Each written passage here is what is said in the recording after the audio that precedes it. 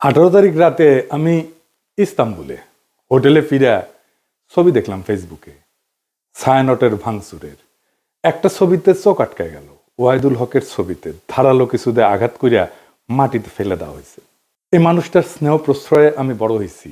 সেই কৈশোরে তার হাত ধরে কত শহর ঘুরছি তার ঠিকানা নাই। আমার বাবার বন্ধু সঙ্গীত গুরু ওয়াহিদুল হক, আপনারা বুঝতে পারতেছেন আমি ঢাকায় থাকলে ওই ছবিটা অন্তত বুক দিয়ে আগলাইতাম। ছাত্র ইউনিয়ন সিপিবিআর ওয়াহিদুল হকের লেসপেন্সার হওয়ার কারণে ছায়ানটের এই ঘটনা এক বিচিত্র অনুভূতির সামনে এনে আমাকে ফেলছে। পাকিস্তান আন্দোলন করা বাঙালি মুসলমানদের ছেলেরা যখন পাকিস্তান ভাঙ্গা বাংলাদেশ রাষ্ট্রের জন্ম দিল, সেই সময় বাবা একই সাথে সুখ আর দুঃখের অনুভব করছিল। আমি সেই অনুভূতির মুখোমুখি হয়েছি। ছায়ানট নিয়ে আলোচনাটা সূক্ষ্ম এবং জটিল, আশা করি বিষয়টা একটু মনোযোগ দিয়ে শুনবেন। আমাদের জানা দরকার যে ছায়ানট কেন এই আক্রমণের শিকার হইল, ছায়ানটের বিরুদ্ধে কেন বাংলাদেশের সাধারণ মানুষ বিলা হইল। অনেক প্রশ্নের জবাব পাবেন। আমি নিজে ছায়ানটকে বাংলাদেশে ভারতীয় কালচারাল অ্যাসেট হিসেবে চিহ্নিত করছি, কোনো সন্দেহ নাই। কেন করছি সেটা আমি হয়তো পরিষ্কারভাবে ব্যাখ্যা করিনি। আজকে সেই ব্যাখ্যাটাও আপনারা পাইবেন। আসেন আল্লাহর নামে শুরু করি। ওয়াহিদুল হককে আমি ওয়াহিদ কাকু বলে ডাকতাম। আমার সাথে ওয়াহিদ কাকুর সম্পর্ক ওনার মৃত্যু পর্যন্ত অক্ষুণ্ণ ছিল। টক ঝাল মিষ্টি সেই সম্পর্ককে এখন আমি মিস করি। ওনার মৃত্যুর পরে আমি ফেসবুকে একটা নোট আকারে লেখা লিখছিলাম, ওয়াহিদুল হক তারুণ্যের শুভবোধনের ঋত্বিক। আমি জানি না ওই লেখাটা আমি আর খুঁজে পেলাম না, কারো কাছে যদি থাকে আমার একটু খোঁজ দিয়েন। আমার জীবনে যে বিচিত্র অভিজ্ঞতা হয়েছে, অসংখ্য মানুষের সাথে মিশছি, সেই কারণেই ভাঙ্গু সেকুলারদের কালচারাল আর পলিটিক্যাল স্ফেয়ারের অন্দরবহনের খবর আমি জানি, ক্রিটিক্যালি অ্যানালাইজ করতে পারি। তার কারণ ওই ক্ষুদ্রকাল থেকে আমার এই ওরিয়েন্টেশনের সাথে আমি যুক্ত। এই কারণে আমি জানি ঠিক কোথায় ওদের উইক পয়েন্ট আর কোথায় তাদের শক্তির দিক। তবে আমি যেহেতু গান গাইতে পারতাম না, আমি তো অসুর, মানে সুর নাই আর কি, আমি রবীন্দ্রনাথের লেখা বুঝতে চাইতাম, তার জ্ঞানতাত্ত্বিক উৎস খোঁজার চেষ্টা করতাম। জ্ঞানতত্ত্ব মানে হইতেছে আমি যেটাকে সত্য জ্ঞান বলে মানতেছি সেটা আসতেছে কোন জায়গা থেকে। এই জায়গাগুলোকে বলা হয় জ্ঞানতাত্ত্বিক উৎস বা এপিস্টেমিক সোর্সেস, দর্শনের ভাষা। মানে এই গানটা কি বুঝায়, মানে ধরেন তুই ফেলে এসেছিস কারে মন মন রে আমার, তাই জনম গেল শান্তি পেলি না রে মন মন রে আমার। অথবা ধরেন প্রাণ চায় চক্ষু না চায়, মরে একিতর দুস্তর লজ্জা, সুন্দর এসে ফিরে যায় তবে কার লাগে মিথ্যায় শয্যা। মুখে নাহি নিঃস্বরে ভাস, দহে অন্তরে নির্বাক বহ্নি, ওষ থেকে নিষ্ঠুর হাস, তব মর্মে যে ক্রন্দন তন্নি। মাল্য যে দংশিছে হায়, তবে শয্যা যে কণ্টক শয্যা, মিলন সমুদ্র বেলায় চির বিচ্ছেদ জর্জর মজ্জা। আহা কি মধুর! মনে করিছেন এটা প্রেম প্রীতির গান? জিনা জিনা ভাইজান, এটা অন্য জিনিস। আমার একটা বই আছে রবীন্দ্রনাথ অন্য আলোয়, রবীন্দ্রনাথের অনেক গানের অর্থ ওইখানে ব্যাখ্যা করেছি। একদিন দরকার হইলে যদি টাইম পাই তাহলে একটা এপিসোড করে ব্যাখ্যা করতে পারি গান ধরে ধরে এটা কি বুঝায়। তো এই গানের অর্থ আবিষ্কার করতে করতে, তার অন্তর্গত দর্শন খুঁজে বের করতে করতে একসময় আবিষ্কার করলাম রবীন্দ্রনাথ আসলে উপনিষদ। উপনিষদ মানে হিন্দুদের প্রধান ধর্মগ্রন্থ, তার একটা। উপনিষদের কন্টেম্পোরারি বা আধুনিক উপস্থাপনাই হইতেছে রবীন্দ্রনাথ। ওয়াহিদ কাকুর সাথে আলাপগুলা করতেই পারতাম না, আমাকে এই উপনিষদ আর রবীন্দ্রনাথ সংক্রান্ত আলাপগুলা করতেই দিতেন না। একদিন আমি বললাম যে কাকু, ওই যে যদি ঝড়েরও মেঘেরও মতো আমি ধাই চঞ্চল অন্তর, তবে দয়া করো হে ঈশ্বর, এই গানটা তো ঋগ্বেদে, যদে আমি প্রস্ফুরণ নিব ধৃতির নাম আদো আদ্রিবহ, এটার অনুবাদ। ওয়াহিদ কাকু ভীষণ রেগে উঠে বললেন, তুই আর একটা ঋগ্বেদের শ্লোক অনুবাদ করে গান লিখে আন, দেখি কেমনে পারিস। তো বেদ আর উপনিষদের সাথে রবীন্দ্রনাথের লেখার অদ্ভুত সাজুজ্যের কথা বললেই ওয়াহিদ কাকু এইভাবে চেতে যেতেন। আমি বলতাম, বুড়া চেতে কেন? পরে বলছি, ক্ষুদ্রকালে আমি রবীন্দ্রনাথের রাজনীতির গুরু উদ্দেশ্য খুব পরিষ্কারভাবে ধরে ফেলছিলাম।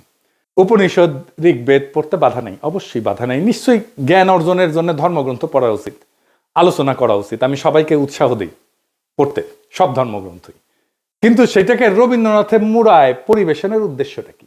এইখানে আপনি ছায়ানট প্রতিষ্ঠার উদ্দেশ্য বুঝতে পারবেন। কি সেটা? উদ্দেশ্য হইতেছে এই যে ইন্ডিয়া চায় বাংলাদেশের মুসলমান ধর্মে মুসলমান থাকুক নামে, কিন্তু সে তার ইনার সেলফে, ভিতরে অন্তর্গতভাবে সে ধারণ করবে হিন্দু ওয়ার্ল্ড ভিউ, হিন্দু বিশ্বদৃষ্টি। আপনি দেখেন যারা রবীন্দ্র অনুরাগী তাদের মধ্যে আপনি মুসলমানদের সহজাত সাহস, শক্তিময়তা, অ্যাডভেঞ্চার প্রিয়তা, দুর্দমনীয় একরোখা মনোভাব খুঁজেই পাবেন না। তারা রাষ্ট্রের সার্বভৌমত্ব লুট হয়ে যাইতেছে, সেখানে সিল করে বেড়ায়, ফুল লতা পাতা নিয়ে বসে আছে, মনে মনে ভাবে বাংলাদেশ ভারতের একটা প্রদেশ হয়ে গেলে তো ভালোই। একজন গভীরভাবে প্র্যাকটিসিং মুসলমান একই সাথে গভীরভাবে রবীন্দ্র অনুরাগী আপনি খুঁজে পাবেন কিনা আমার খুব সন্দেহ আছে। খুব রেয়ার হয়তো খুঁজে পেতে পারেন, খুবই রেয়ার। রবীন্দ্রনাথকে বাংলাদেশের এলিটরা গ্রহণ করছে, সাধারণ মানুষ কখনোই গ্রহণ করেনি এই কারণেই। এই জন্যই এলিটরা ভারতমুখী, এই জন্যই এলিটরা ফ্যাসিবাদের খুঁটি। আমাদের ডিজাস্টার হয়েছে আমার সোনার বাংলাকে জাতীয় সঙ্গীত করার সময়। রবীন্দ্রনাথকে পলিটিক্যাল আর সোভারেন প্রোটেকশন দেওয়া হয়েছে এবং তাকে পবিত্রতা দেওয়া হয়েছে এই জাতীয় সঙ্গীত করার কারণে।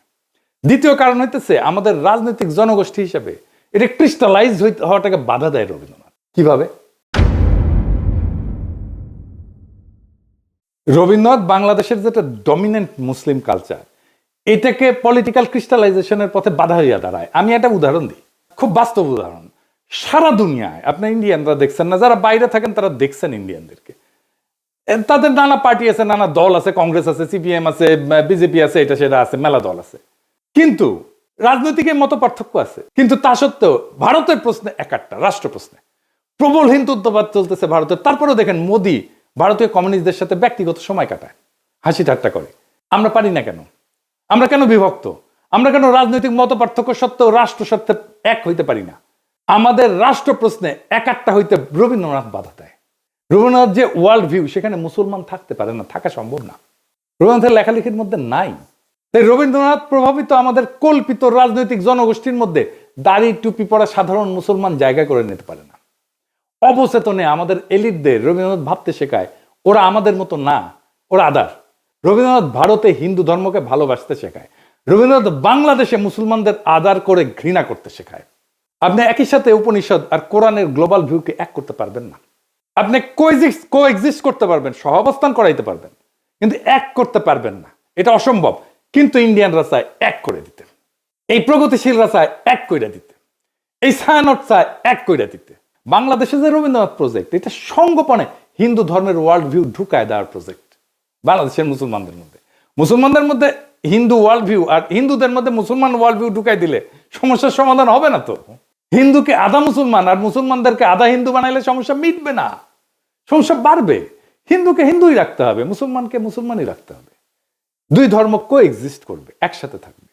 দুই ধর্মের ওয়ার্ল্ড ভিউ বা বিশ্ব দেখার দৃষ্টিভঙ্গি কিভাবে আলাদা আর একটু গভীরে যায় বুঝি, সবার একটু মনে থাকবে। তাইলে একেবারে উদাহরণ দিয়া খেয়াল রাখবেন, আমি ভালো বা খারাপ বলতেছি না, কিন্তু বলতেছি আলাদা, দুইটা আলাদা।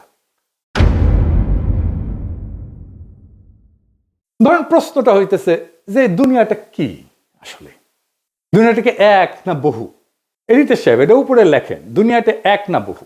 এখন হিন্দু বিশ্ব দৃষ্টিভঙ্গি এটাতে বলে দুনিয়াটা বহু স্তরের, অনেকগুলো স্তর, এটা চক্রাকারে চলমান, সৃষ্টি স্থিতি প্রলয় বারবার ঘটে।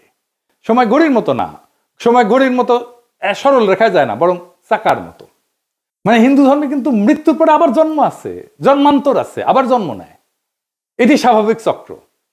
আজ যেটা হইতেছে সেটা আগে ঘটছে, একই জিনিস ভবিষ্যতেও ঘটবে, কারণ চক্রাকারে সময় চলে চক্রাকারে।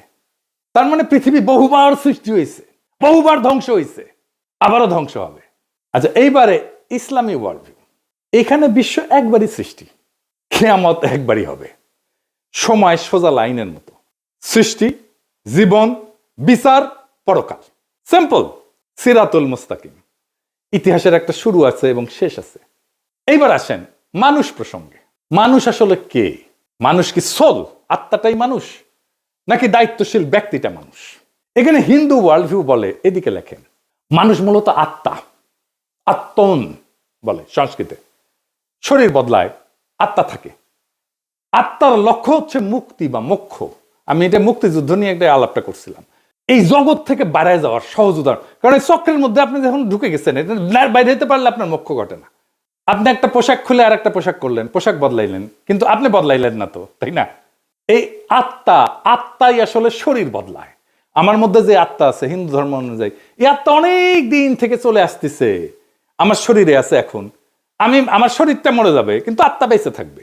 এই আত্মার একজন আর একটা শরীরে ঢুকবে, জন্মের নতুন জন্মের মধ্যে দিয়ে, এটাই জন্মান্তর। ওই জন্মে আমি কি হব, সেটা হবে আমি এই জন্মে যত পাপ বা পুণ্য করছি সেটার উপরে ভিত্তি করে আমি বড় লোক হব, গরিব হব, ব্রাহ্মণ হব, শূদ্র হব, যেটা খুশি। এবার ইসলামী ওয়ার্ল্ড ভিউ, মানুষ একক এবং অনন্য ব্যক্তি, এবং এই একটাই জীবনের একমাত্র সুযোগ, এটাই লক্ষ্য। জবাবদিহির মাধ্যমে ন্যায় ভিত্তিক জীবনযাপন করে আমি পরকালে অক্ষয় শান্তি লাভ করতে পারি। এখানে কোনো সেকেন্ড চান্স নাই। আচ্ছা, ভালো কাজ মন্দ কাজ এটা কিভাবে কাজ করে Hindu world view? Hindu world view এটা কর্মফল, মানে আমি যা কাজ করি সেইটার ফল, এটার ভালো মন্দের ফল স্বয়ংক্রিয়, এটা কেউ বিচারক না। কিন্তু দেখেন সেকুলার এবং বামপন্থীরা ওরা কিন্তু একটা কথা বলে, কার্মা ইজ এ বিচ, এই কথা বলে না, মানে কর্মফল, বুঝছেন? ওরা যে আসলে হিন্দু কালচারটাই নেয়, সেটাই হচ্ছে এই কথা। দেখেন অনেকে এটা বলে, আপনি দেখবেন আওয়ামী লীগ টাওয়ামী লীগ বাম টাম এগুলা যারা আছে প্রগতিশীল তারা এটা বলে কার্মা ইজ এ বিচ। তার মানে কর্ম আসলে ফলটা দেয়, কর্মই ফলটা দেয়। আমি যেটা করতেছি এটাই ফল দিবে। ফল পেতে এই জন্মে না হলেও পরের জন্মে আমি ফল পাবো। এমন একটা পাপের জন্ম হবে পরের জন্মে, ওইখানে যে আমি আমার এই আজকের কর্মের ফলটা আমি ওইখানে পাবো, এটা কর্মফল। ইসলামী ওয়ার্ল্ড ভিউটা কি? ভালো মন্দের নৈতিক হিসাব আছে এবং বিচারক খোদা তাআলা, আল্লাহ তাআলা। ইচ্ছা, নিয়ত, প্রেক্ষাপট, এখানে সবকিছু বিবেচনায় আছে, ভালো মন্দের বিবেচনায়। 4 নাম্বার, সমাজে আসলে বৈষম্যকে কিভাবে দেখা হয় হিন্দু ওয়ার্ল্ড ভিউ। হিন্দু ধর্মে তো আপনি জানেন যে জাতিভিত্তিক ভাগ আছে আর কি, মানে ব্রাহ্মণ সবার উপরে, শূদ্র সবার নিচে, আমি বলে ব্রাহ্মণ, এটা মাথায় রেখে। তো যাই হোক, এই যে বর্তমান অবস্থা, এইটা পূর্বজন্মের ফল হিসেবে দেখা হয়। আমি যদি এই জন্মে খারাপ কইরা থাকি আর কি, তাহলে এটা আমার পূর্বজন্মের ফল। আমি যদি এই জন্মে ভালো কইরা থাকি, তাহলে আমি পূর্বজন্মে অনেক পুণ্য করছিলাম, সেই জন্য এই জন্মে ভালো করেছি। সো হিন্দু ওয়ার্ল্ড ভিউয়ে মানুষ উঁচু নিচু জাত হয়ে জন্মায়, জন্ম থেকেই সে উঁচু বংশের অথবা নিচু বংশের। এইবার ইসলামী ওয়ার্ল্ড ভিউয়ে কি বলে? মানুষ জন্মগতভাবে সমান, সমান মর্যাদার। এইখানে যে ধনী গরিব বা মানুষের কষ্ট আছে, এটা একটা পরীক্ষা, ইহ জগতে পরীক্ষা। এবং ইসলাম ধর্মে অন্যায় দেখলে নীরব থাকাটা পাপ, গুনাহ। 5 নাম্বার, মানুষের আসলে ডেস্টিনি কি, শেষ লক্ষ্য কি? হিন্দু ওয়ার্ল্ড ভিউ কি বলে? মানুষের শেষ লক্ষ্য হচ্ছে এই জগতের বন্ধন ছিন্ন করা। মানে এই যে চক্রাকারে যে চক্রের মধ্যে পড়ে গেছি না, ওই যে বলে না চক্করের মধ্যে পড়ে গেছি, এইটাই হইতেছে হিন্দু ওয়ার্ল্ড ভিউ। চক্করের মধ্যে পড়ে গেছে, এখান থেকে চক্কর সেটা বাইরে হয়ে গেলে এটাই হচ্ছে মোক্ষ, মুক্তি। এই সংসার মায়া, চূড়ান্ত শান্তি হচ্ছে বিশ্ব থেকে মুক্তি। আমি আর জন্মাবো না এসে আর একবার। আপনি আতুর ঘরের কথা শুনছেন না? আগে ছিল কিন্তু এখন নাই। আতুর ঘরে যখন হিন্দু রমণী সন্তান সম্ভব হয়, তখন একটা ঘরের এক কোনায় একটা জায়গায় আলাদা একটা ঘর বানানো হয়, ওইখানে সন্তান জন্ম দেয়। কেন? কারণ এই জন্মটাই তো পাপ একটা, জন্মই আমার আজন্ম পাপ, একটা কথা আছে দাউদ হায়দারের, এটা বই ছিল না, জন্মটাই আমার আজন্ম পাপ। এটা হিন্দু ওয়ার্ল্ড ভিউ। তাই জন্মটা যেহেতু পাপ এবং জন্মটা যেহেতু অপবিত্র, সেজন্য তাকে দূরে রেখে জন্মটা দিতে হয়। বুঝেছ? আচ্ছা, আর ইসলামী ওয়ার্ল্ড ভিউ কি? জগৎ মায়া না, এই দুনিয়াটা রিয়াল, এই দুনিয়াতে ন্যায় প্রতিষ্ঠা করাটাই কাজ। সমাজ, রাজনীতি, অর্থনীতি সব গুরুত্বপূর্ণ, এই দুনিয়া ইহজগৎ খুব গুরুত্বপূর্ণ। পরকালটাকে এই জীবনে ইহজগতে যা করছি সেইটার আমি ফয়সালা পাবো, বিচার হবে। তারপরে তার সেই অনুযায়ী আমি হয় বেহেশতে যাব অথবা দোজখে পড়ব। এই বিশ্ব একটা নৈতিক পরীক্ষা। মানুষ আল্লাহ তাআলার এক দায়িত্বশীল সৃষ্টি, যাকে পাঠানো হয়েছে দুনিয়াতে তার খলিফা কইরা। এটা একটা স্পিরিচুয়াল জার্নি, এটা কমপ্লিট করার জন্য। কমপ্লিট হয় হাসরের ময়দানে, বিচারের সামনে যায়। কারণ প্রশ্ন হইতে পারে, তাহলে কি হিন্দু মুসলমান একসাথে একটা রাষ্ট্র বা সমাজে থাকতে পারবে না? হিন্দু মুসলমান দুই ধর্মের মানুষ কিভাবে তাদের স্বাতন্ত্র্য বজায় রেখে একসাথে শান্তিতে থাকতে পারবে? সেটার রাজনৈতিক সমাধান বের করতে হয় তো রাষ্ট্রকে। এর চাইতে বড় কাজ তো ভারতীয় উপমহাদেশে আর নাই। কিন্তু আগে সিদ্ধান্ত নিতে হবে, আমরা শান্তিতে থাকতে চাই। সিদ্ধান্ত নিলে পথ বের হবে, পথ আছে। চালাকি কোনো সমাধান না, সমাধান চালাকি করে বের করা যাবে না। হিন্দুকে আধা মুসলমান বা মুসলমানকে আধা হিন্দু বানায় না, এটা হবে না। এইটা করতে থাকলে একটা অনিবার্য রক্তাক্ত সংঘাতের দিকে আমরা যেতে থাকবো, সমস্যার সমাধান করবে না, আর কঠিন জটিল সংকটের দিকে জাতিকে নিয়ে যাবে। শুধু জাতিকে না, ভারতীয় উপমহাদেশকে নিয়ে যাবে। কিভাবে সম্ভব? একটা ছোট্ট উদাহরণ দিয়ে বলি। দেখেন, আমরা যে ধর্মই পালন করি না কেন, রাস্তায় ট্রাফিকের লাল লাইট দেখলে তো সব ধর্মের মানুষ দাঁড়াই, তাই না? বিবাদ হইলে তো একই আদালতে যায় সব ধর্মের মানুষ ফয়সালার জন্য, তাই না? আমরা তো ভোট দিতে হইলে, নেতা নির্বাচন করতে হলে একই ভোট সেন্টারে যাই ভোট দিতে সব ধর্মের মানুষ, তাই না? এটাই নাগরিক হিসেবে একসাথে থাকা। নাগরিকত্বই আমাদেরকে একসাথে বাঁধবে। স্পিরিচুয়াল জার্নি না, আমার ওয়ার্ল্ড ভিউ না, আমার নাগরিকত্ব। আমি যেই যেই জায়গায় আমরা নাগরিক হিসেবে আমি শেয়ার করি, সেই জায়গাটা আমাকে বাঁধবে। যাই হোক, আগের আলাপে ফিরে আসি। ছায়ানট নিয়ে বাংলাদেশের মানুষ চূড়ান্ত বিলা হয় 2018 সালে। হ্যাঁ, 2018 সালে যখন বাংলাদেশের মানুষের চোখে স্পষ্ট হয় মোদির সাথে ছায়ানটের সম্পর্ক। কেন ছায়ানটে হামলা হইলে মোদির বিজেপি বাঙালিদের জায়গায় উঠতে বলে? এটার উত্তর কি দেখছেন? ছায়ানটে হামলা, বাঙালিদের জেগে উঠতে বলল মোদির বিজেপি। কেন? কারণটা হইতেছে 2018 সালে ভারত সরকারের পুরস্কার পায় ছায়ানট। স্বয়ং মোদি অভিনন্দন জানায়। শুধু অভিনন্দন না, ছায়ানটের এই ভারত রাষ্ট্রের পুরস্কার, যার জুরি বোর্ডের চিফ ছিল স্বয়ং মোদি, সেই পুরস্কার নেওয়া ছিল একটা গুরুতর নৈতিক এবং রাজনৈতিক ভুল। এটা কোনো ভারত বিরোধী আবেগ না, এটা রাষ্ট্রীয় সহিংসতা, জনগণের স্মৃতি এবং সাংস্কৃতিক প্রতিষ্ঠানের নৈতিক সীমা, এই তিনটার সংঘাত। কিভাবে?